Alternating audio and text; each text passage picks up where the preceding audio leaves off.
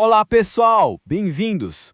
Hoje a gente vai mergulhar no universo dos instrumentos mecânicos de medição.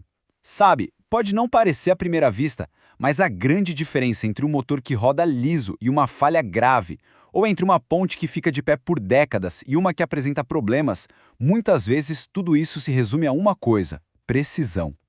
E a base dessa precisão? Ela está nas ferramentas que a gente vai desvendar hoje. Para começar, vamos colocar uma coisa na mesa, bem clara, desde o início. No mundo da engenharia, da fabricação, da inspeção, precisão não é um luxo.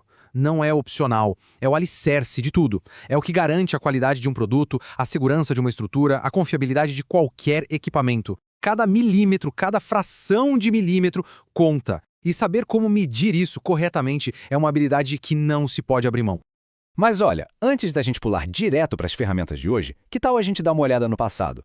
É que para entender o porquê da precisão hoje, a gente precisa entender a jornada para chegar até aqui. A história de como a gente aprendeu a medir é, na verdade, a história da busca por uma linguagem universal na construção e na indústria.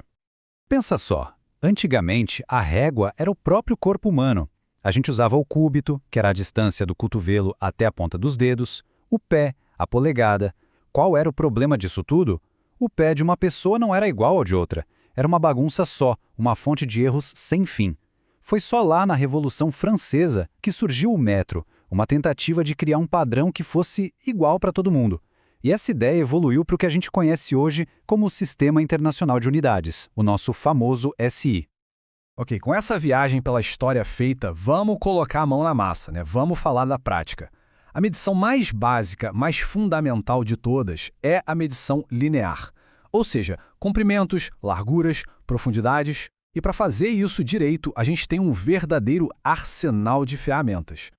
E começando pelo básico do básico, temos duas ferramentas que todo mundo conhece. A trena, que é flexível, ótima para medir distâncias maiores, e a escala de aço, aquela régua de metal, rígida, super confiável para medições mais precisas em cima de uma bancada. As duas geralmente vêm com as graduações que a gente usa no dia a dia, milímetros e as polegadas fracionárias.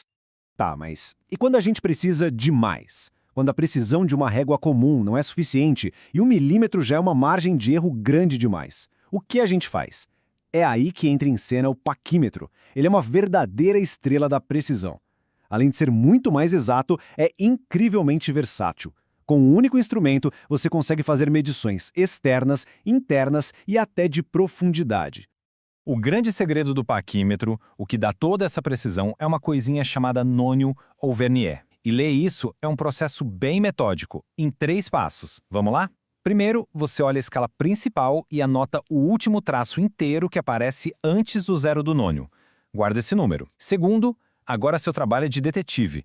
Você vai correr o olho pela escala do nônio até encontrar o único tracinho que se alinha perfeitamente com qualquer traço da escala de cima. E por último, é só matemática simples. Você soma o valor desse alinhamento que você encontrou com aquele primeiro número que você guardou. Pronto, essa é a sua medida de alta precisão. E isso me leva a um ponto importantíssimo. De nada adianta ter a melhor ferramenta do mundo se a técnica estiver errada.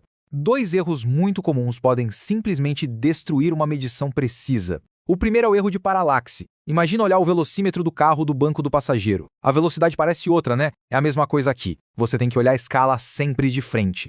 O segundo erro é a pressão. Se apertar demais, você pode amassar a peça ou o instrumento. Se apertar de menos, a medida não fica firme. Nos 2 casos, adeus precisão.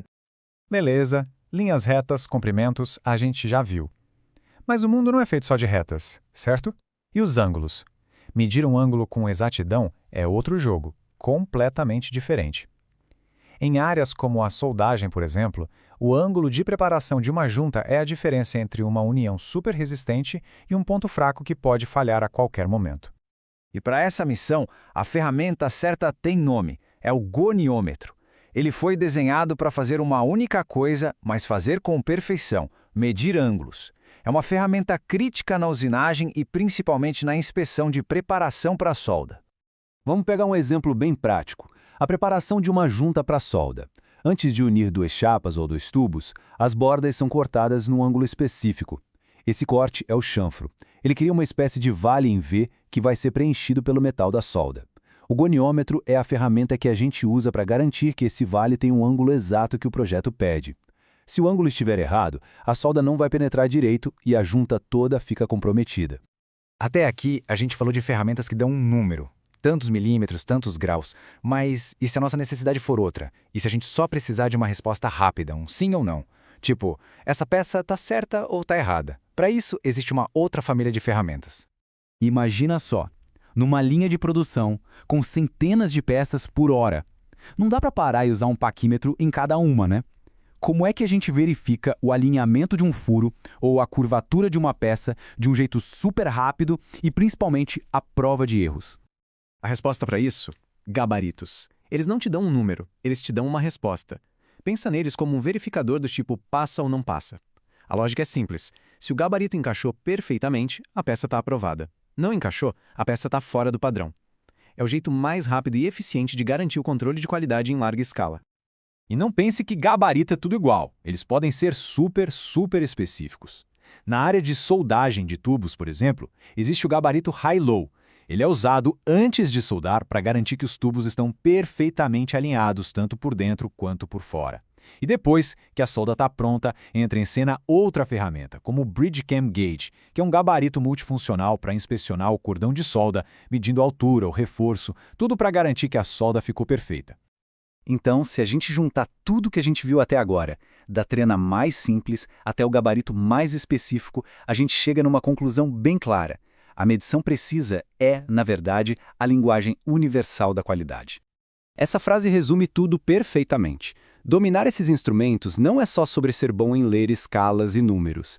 É sobre entender que você tem a responsabilidade pela segurança e pela qualidade daquilo que está sendo construído.